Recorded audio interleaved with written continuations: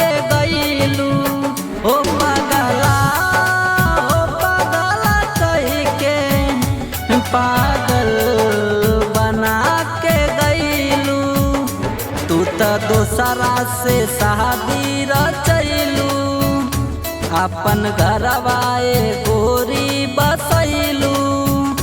पगला ओ पगला कही के पागल बना के गईलू ओ पगला।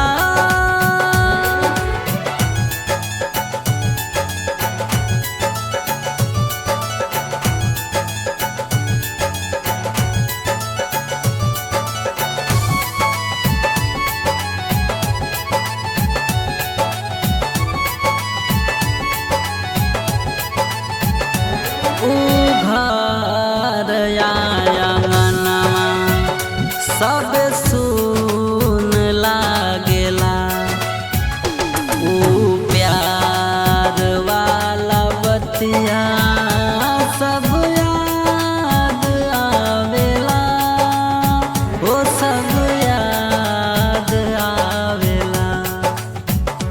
सब याद के दिल से मिटैहा अपन सैया के घरवा बसैहा हो पगला कही के पागल बना के गईलू हो पगला।